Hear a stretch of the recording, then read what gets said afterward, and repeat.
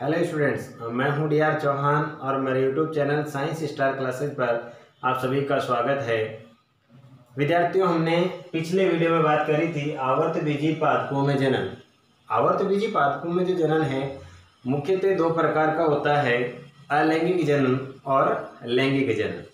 इसके बाद में हमने बात करी थी कि जो अलैंगिक जनन है उसको पुनः दो भागों में विभाजित किया जाता है, अनिषेक बीजता और कायिक जनन। हमने अनिषेक बीजता तक बात कर ली थी। आज हम विस्तार से पढ़ने वाले हैं कायिक जनन या कायिक प्रवर्धन। विद्यार्थियों, मैंने वैसे आपको पहले बताया था कि यहाँ पर एक वर्ड आता है काय, और काय का अर्थ होता है बॉडी या फिर कह सकते हैं शरीर। यानी कि ये इस प्रकार का जनन है जिसमें नए पादप का जो विकास है वो पादप के कायिक भाग से होता है। पादप के कायिक भाग से होता है। यानी कि कायिक भाग कौन सा होगा? इसमें अपने मूल हो सकता है, स्तंभ हो सकता है, व तना हो सकता है। ये कायिक भाग कहलाएंगे। इनके द्वारा नए पादप का विकास होता है। तो इस प्रकार के जनन को हम कहेंगे कायिक जनन या कायिक प्रवर्धन। इसकी परिभाषा देख लेते हैं हम एक बार। वह जनन जिसमें नए पौधे का विकास, नए पौधे का जो विकास होगा वो बीज के अतिरिक्त, इसमें बीज के द्वारा विकास नहीं होगा, बीज के अतिरिक्त पौधे के अन्य किसी कायिक भाग से, ध्यान रखना ये वर्ड अपन को लिखना जरूरी है, अन्य किसी कायिक भाग जैसे मूल, स्तंभ व पर्णों से होता है, तो इसको हम कहेंगे कायिक जनन या कायिक प्रवर्धन। नेक्स्ट हम बात करते हैं, इसमें एक वर्ड आता है प्रवर्ध। ध्यान रखना, कभी इसकी परिभाषा पूछ लेते हैं एक नंबर की। प्रवर्ध जो है यानी कि उपयोग में लिए जाने वाले अंग। जो कायिक जनन होता है यानी कि कायिक जनन करवाने के लिए या फिर कायिक जनन के लिए जो जो अंग काम में आते हैं या उपयोग में लिए जाते हैं उन अंगों को हम कहेंगे प्रवर्ध। अब कौन से अंग हो सकते हैं यहाँ पर? मूल, स्तंभ व पर्ण, कुछ भी हो सकता है। जिस भाग को हम कायिक जनन करवाने के लिए काम में ले रहे हैं उस भाग को हम कहेंगे प्रवर्ध। इसके बाद में हम बात करते हैं कायिक जनन के प्रकार की। तो कायिक जनन जो है मुख्यतः दो प्रकार का होता है। नंबर 1 है प्राकृतिक कायिक जनन और नंबर 2 है कृत्रिम कायिक जनन। प्यारे विद्यार्थियों, यहाँ तक आप एक बार इसका स्क्रीनशॉट ले लीजिए, उसके बाद अपना आगे के बारे में बात करते हैं।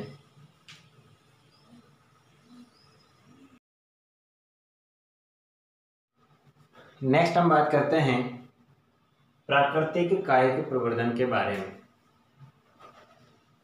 प्राकृतिक कायिक प्रवर्धन यानी कि जो पादप के विभिन्न अंगों के द्वारा अपने आप या प्रकृति के द्वारा संपन्न होता है, तो इसको हम कहेंगे प्राकृतिक कायिक प्रवर्धन। यानी कि ऐसा कायिक प्रवर्धन जो प्रकृति के द्वारा संपन्न हो रहा है, इसको हम कहेंगे प्राकृतिक कायिक प्रवर्धन।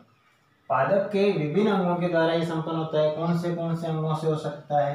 तने के द्वारा हो सकता है, मूल के द्वारा हो सकता है, पर्ण और जननांगों द्वारा ये संपन्न हो सकता है। सबसे पहले हम बात करते हैं तनों द्वारा कायिक प्रवर्धन कि तनों के द्वारा कायिक प्रवर्धन कैसे संपन्न होता है। तनों में क्या होता है? सबसे पहले जो तने हैं ये तने रूपांतरित होकर के विशिष्ट संरचनाएं बनाते हैं, विशिष्ट संरचनाओं का निर्माण करते हैं। विशिष्ट संरचनाएं कौन सी? जैसे आपने 11वीं क्लास में पढ़ा होगा, प्रकंद, कंद, घनकंद और शल्कगंध, ऐसी संरचनाएं जो है निर्मित होती है और ये विशिष्ट संरचनाएं आगे चलकर कायिक प्रवर्धन में भाग लेती है या फिर कायिक प्रवर्धन संपन्न करवाती है। सबसे पहले हम बात कर रहे हैं विशिष्ट संरचना की, वो है अपने पास प्रकंद। और प्रकंद का उदाहरण है अदरक और हल्दी। इनमें कायिक प्रवर्धन कैसे संपन्न होता है मैंने डायग्राम भी दिए हैं आपको साथ साथ में। इन डायग्राम के माध्यम से आप इनको देख सकते हैं कि कायिक प्रवर्धन इनमें कैसे संपन्न होता है। सबसे पहले हम बात करते हैं कि ये प्रकंद जो होते हैं ये भूमिगत तना होता है। प्रकंद जो है एक भूमिगत तना है और प्रतिकूल परिस्थितियों के लिए भोजन संचित करते रहते हैं। पादप जो है प्रतिकूल परिस्थितियों के लिए अपने पास भोजन सेव करके रखते हैं। मानव भी जो है अपने पास धन इकट्ठा करके रखता है, उनको पता है अपने पास नहीं रहने वाला, फिर भी वो अपने पास धन इकट्ठा करता है क्योंकि उनको मालूम है कि हमारे आने वाली पीढ़ी के काम आएगा। तो इसी प्रकार पादप जो है, ये पादप भी भोजन जो है संचित करके रखते हैं। नेक्स्ट, ये भोजन संचित करके रखेंगे और जैसे ही इनको अनुकूल परिस्थितियाँ मिलेगी, अनुकूल परिस्थितियाँ मिलने पर इन पे उपस्थित कुछ कलिकाएं, छोटी छोटी कलिकाएं होती है, ये कलिकाएं प्रस्फुटित होकर या फिर हम कह सकते हैं अंकुरित होकर एक नए पादप का विकास कर देती है।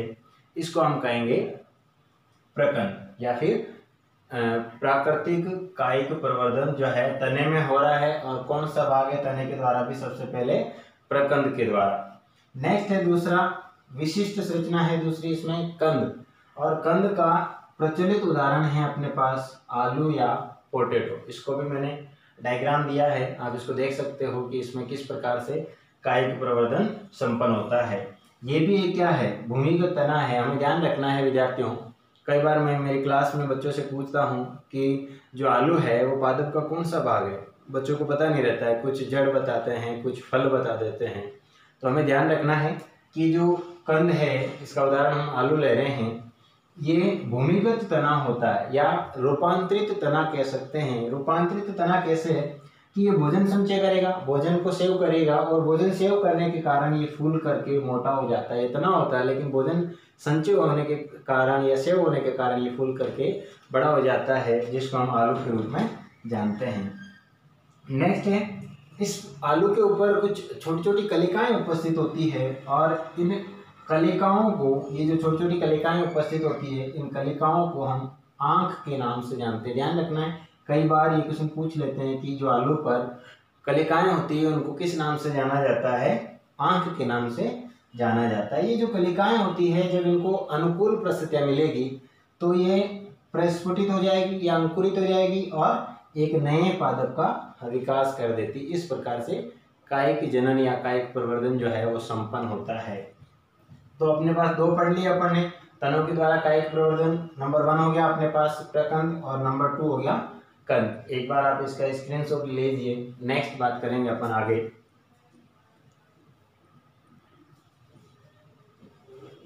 नेक्स्ट हम बात करते हैं तनों द्वारा कायिक प्रवर्धन है। दो बात कर ली अपन ने इसमें, प्रकंद और कंद के बारे में। नंबर 3 पे है हमारे पास शल्क कंद। तीसरी विशिष्ट संरचना है शल्क कंद, और इसका प्रचलित उदाहरण है प्याज व लहसुन। डायग्राम में आप इसको देख सकते हैं कि लहसुन और प्याज में किस तरह से कायिक प्रवर्धन होता है। इसमें क्या होता है, ये भूमिगत तने हैं सारे। तो ये जो भूमिगत तने हैं प्याज और लहसुन में अत्यंत छोटे होते हैं, और मांसल शल्क पर्णों, ध्यान रखना ये वर्ड कई बार काम में आता है, मांसल शल्क पर्णें उपस्थित होती है या इनके द्वारा ये ढका हुआ होता है। ये जो मांसल शल्क पर्णें होती है, इनमें भोजन संचित करके रखते हैं। प्याज और लहसुन जो है, इनमें भोजन जो संचित होता है वो मांसल शल्क पर्णों में संचित होता है। अब हम बात करते हैं कि ये जो भूमिगत तने हैं, इन भूमिगत तनों पर नीचे वाला जो भाग होता है वहाँ पर कुछ, जैसे इस तरह से ये प्याज है, तो इस प्याज पर यहाँ पर कुछ नीचे वाले भाग पर कुछ जड़ें निकलती है, और ये जड़ें निकल करके एक नए पादप का विकास कर देती है। इस प्रकार से शल्क कंद में कायिक प्रवर्धन संपन्न होता है। नेक्स्ट है अब इसमें नंबर 4 पर गन कंद, और गन कंद का प्रचलित उदाहरण है अरबी और जमीकंद। अब हम बात करते हैं, आपने देखी होगी अरबी, तो कई बार सब्जी बनाकर भी खाई होगी। तो हमें ध्यान रखना है, अरबी और जमीकंद जो है किसका उदाहरण है? गन कंद का उदाहरण है। ये क्या है? भूमिगत तने हैं जो भोजन संचित करने के कारण फूल जाते हैं, फूल करके बड़े हो जाते हैं। और ये जो फूले हुए तने होते हैं, इन फूले हुए तनों पर वृत्ताकार गांठें पाई जाती है। कुछ छोटी छोटी इस तरह से वृत्ताकार गांठें पाई जाती है। अरबी या जमीकंद आप देखना, इन दोनों पर इस तरह की कुछ वृत्ताकार गांठें पाई जाती है, और इन गांठों पर कलिकाएं उपस्थित होती है। और ये कलिकाएं जब अनुकूल परिस्थितियाँ मिलती है, तो अनुकूल परिस्थितियाँ मिलने पर प्रस्फुटित होती है या अंकुरित होती है, और एक नए पादप का विकास कर देती है। इस प्रकार से कायिक जनन जो है संपन्न होता है गण कंद यानी कि अरबी और जमीकंद में। एक बार इसका भी आप स्क्रीनशॉट ले लीजिए।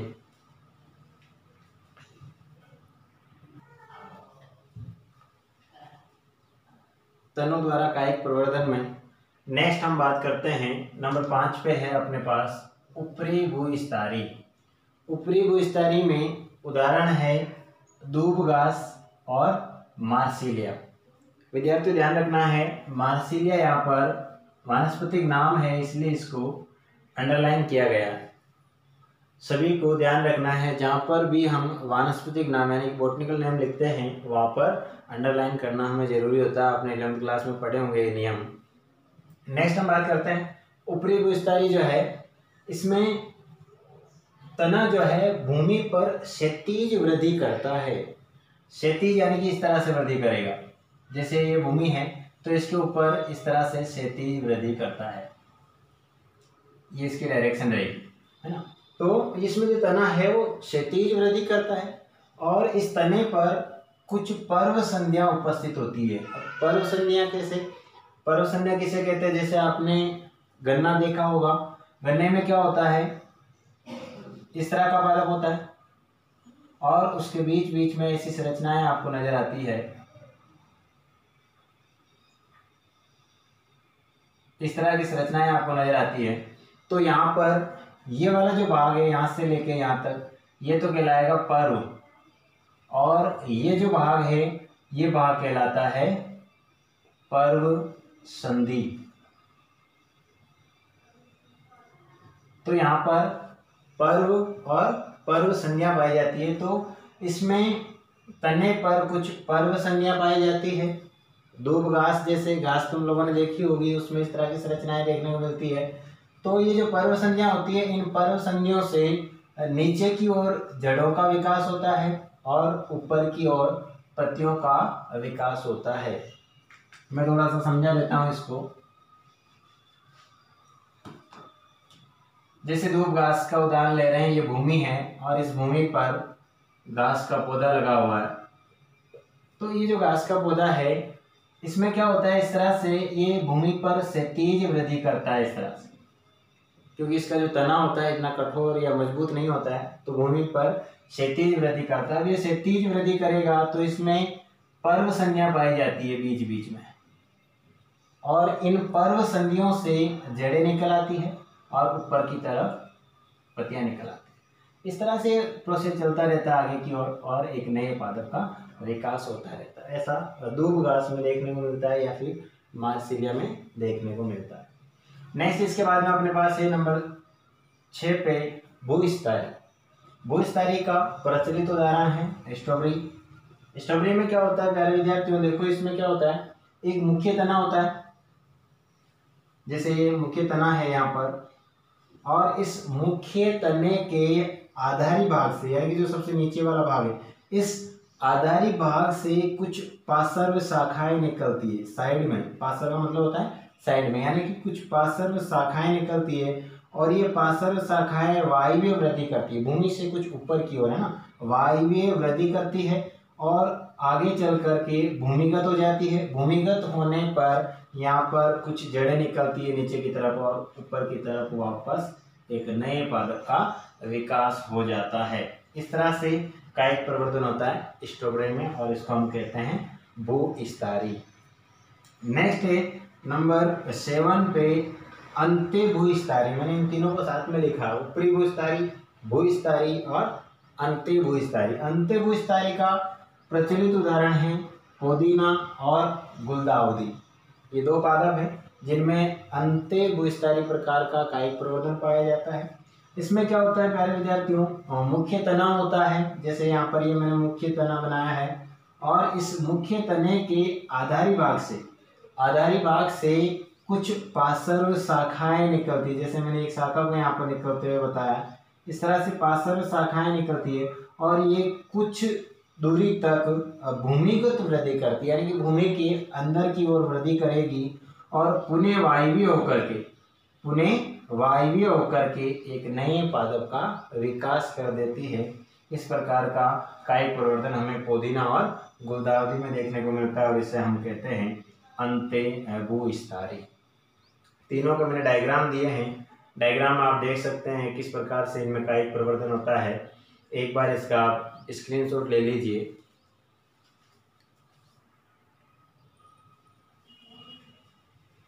प्यारे विद्यार्थियों, नेक्स्ट हम बात करते हैं नंबर 8 पे है अपने पास भूविस्तारिका। भूविस्तारिका या ऑफसेट कह सकते हैं और इसका प्रचलित उदाहरण है जलकुंभी या फिर पिस्टिया। जलकुंभी और दूसरा उदाहरण है पिस्टिया। इसमें क्या होता है, ये जो भूविस्तारिका के अंदर जलीय पौधों में संपन्न होगा। सबसे पहले तो हमें ध्यान रखना है कि भूविस्तारिका किस में संपन्न होता है, जलीय पौधों में। और ये कैसा होता है, ऊपरी भूविस्तारी के समान ही होता है। जैसे अपन ने ऊपरी भूविस्तारी जो है उसके बारे में पढ़ लिया है, ऊपरी भूविस्तारी के समान ही इसमें जनन होगा। इसमें क्या होता है, प्रत्येक पर्व संधि पर पत्तियों व पुष्पों का एक गुच्छ लगा हुआ होता है। बड़ा सा जो भी पर्व संधियाँ होगी उन पर्व संधियों पर पत्तियों व पुष्पों का गुच्छ लगा होता है। इसमें क्या होता है, तने के टूटने पर नए पादप का विकास होता है। इसका जो तना होता है वो टूट जाता है और वो टूटा हुआ भाग एक नए पादप का विकास कर देता है। इसको हम कहते हैं भूविस्तारिका। ध्यान रखना है, जलीय पौधों में संपन्न होता है, ऊपरी भूविस्तारी के समान ही होता है और इसका उदाहरण है जलकुंभी या पिस्टिया। इसका भी एक स्क्रीनशॉट ले लीजिए, मैंने डायग्राम दिया है, इसको डायग्राम के माध्यम से भी आप समझ सकते हैं। प्यारे विद्यार्थियों, ये नोट्स प्राप्त करने के लिए आप मेरे Telegram channel science star classes को ज्वाइन कर सकते हैं। मेरे टेलीग्राम चैनल का लिंक आपको डिस्क्रिप्शन बॉक्स में मिल जाएगा, वहाँ जाकर के आप इन नोट्स को PDF के रूप में प्राप्त कर सकते हैं। धन्यवाद।